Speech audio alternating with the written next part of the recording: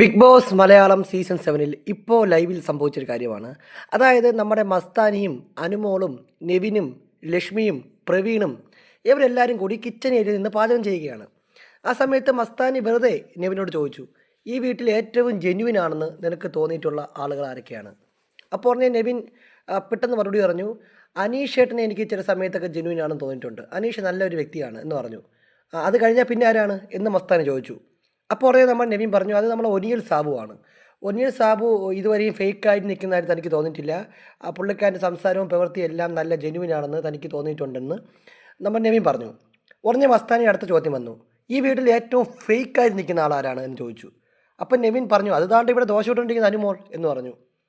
അപ്പോൾ മസ്താനി പറഞ്ഞു, നീ സീരിയസ് ആയിട്ട് പറ. സീരിയസ് ആയിട്ട് പറയുകയാണെങ്കിൽ അപ്പാനി ശരത്താണ് ഏറ്റവും ഇവിടെ ഫേക്കായി നിൽക്കുന്നത് എനിക്ക് തോന്നിയത്. കാര്യം ഞാനന്ന് പോയ സമയത്ത് പുള്ളിക്കാർ ഇവിടെ കാണിച്ച പരാക്രമവും ഞാൻ വന്നതിന് ശേഷം അദ്ദേഹം ഇവിടെ കാട്ടിക്കൂട്ടിയ പരാക്രമവും ഞാൻ കണ്ടു. അപ്പോൾ ഞാൻ പോകുമ്പോൾ ചിലപ്പോൾ എനിക്ക് പുറത്ത് എന്തെങ്കിലും ആരാധകരുണ്ടെങ്കിൽ അവരുടെ വോട്ട് കിട്ടാൻ വേണ്ടി കാണിച്ചൊരു സിമ്പതി നാടകമാണ് അതെന്ന് എനിക്ക് തോന്നി. തിരിച്ചു കയറിയപ്പോൾ അപ്പാനിക്ക് ആ പോയപ്പോഴുള്ള ആ സ്നേഹമില്ലായിരുന്നു എന്നൊക്കെ നമ്മൾ നെവിൻ പറയുന്നു. അപ്പോഴാണ് നമ്മുടെ വൈൽഡ് കാർഡായിട്ട് വന്ന ലക്ഷ്മി ഒരു പ്രധാനപ്പെട്ട പോയിന്റ് പറഞ്ഞത്.